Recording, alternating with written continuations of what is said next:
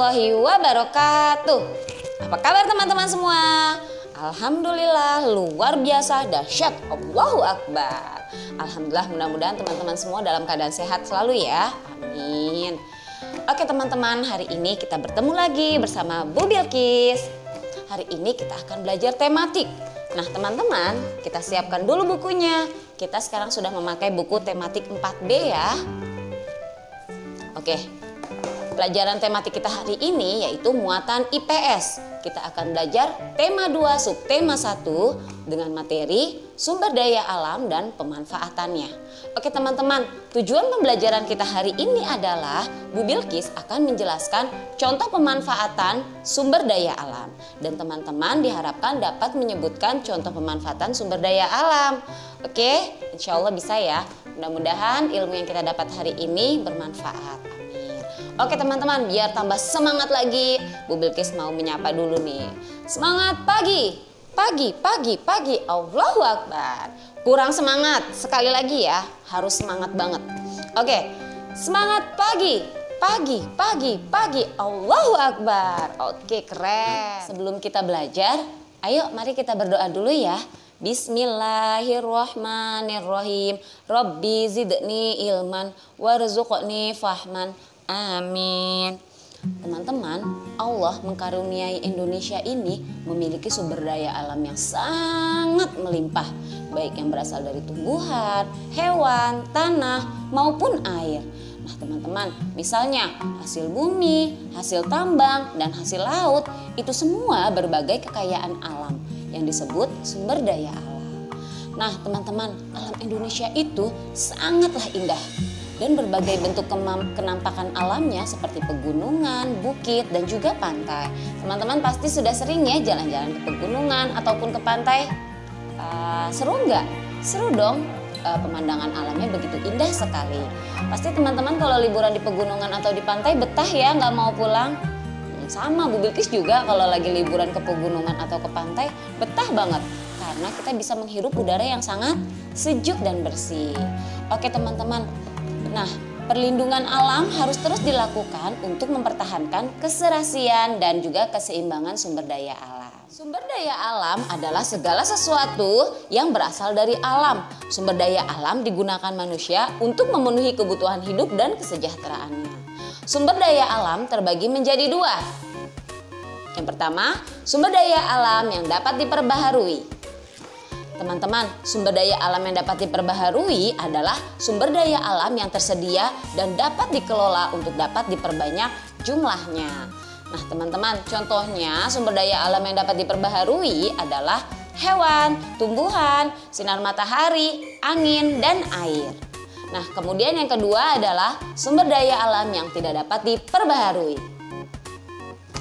Sumber daya alam yang tidak dapat diperbaharui adalah sumber daya alam yang memiliki jumlah terbatas dan tidak dapat diperbanyak jumlahnya.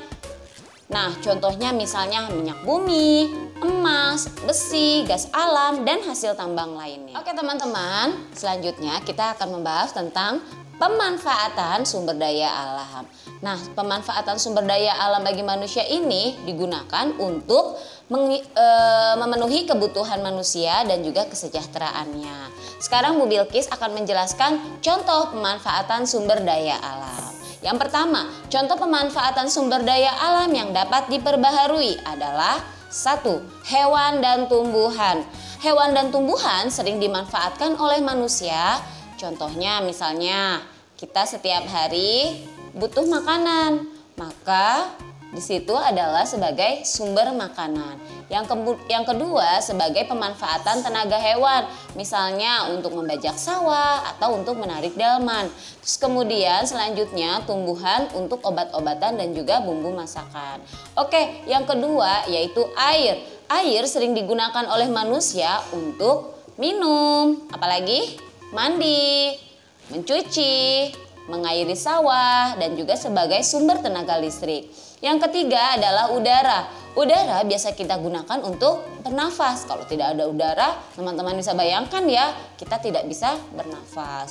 Kemudian yang keempat adalah tanah. Tanah dimanfaatkan manusia untuk bercocok tanam ataupun membangun tempat tinggal. Oke. Nah, yang kelima, matahari. Contoh pemanfaatan matahari bagi manusia adalah yang pertama, apa yo? Ada yang bisa menyebutkan? Iya, betul. Yang pertama, bisa untuk menjemur pakaian. Kalau tidak ada matahari, pakaian kita tidak kering-kering, teman-teman. Nah, terus kemudian yang kedua, bisa dimanfaatkan sebagai untuk membantu proses pengeringan ikan asin. Terus kemudian membantu proses pembuatan garam juga. Dan yang terakhir sebagai sumber tenaga listrik. Nah, selanjutnya Bu Bilkis akan menjelaskan tentang contoh pemanfaatan sumber daya alam yang tidak dapat diperbaharui. Yang pertama, minyak bumi. Minyak bumi biasanya digunakan manusia sebagai bahan bakar untuk kendaraan dan juga sebagai sumber gas cair seperti LPG yang setiap hari bunda kalian pakai di rumah. Nah, teman-teman, yang kedua, emas. Emas digunakan sebagai bahan baku perhiasan. Terus kemudian yang ketiga, besi. Besi biasa manusia gunakan bisa sebagai kerangka kendaraan, bahan dasar pembuatan alat rumah tangga, atau bahan konstruksi bangunan. Nah, sumber daya alam yang kita miliki wajib kita manfaatkan dan diolah dengan baik. Kita tidak boleh memakai sumber daya alam ini berlebihan. Nah, kita harus menggunakan sumber daya alam sesuai dengan kebutuhan kita. Nah, teman-teman, tadi adalah penjelasan tentang sumber daya alam dan pemanfaatannya. Oke, mudah-mudahan penjelasan tadi bisa teman-teman pahami ya. Amin. Nah, selanjutnya adalah tugas. Tugas teman-teman adalah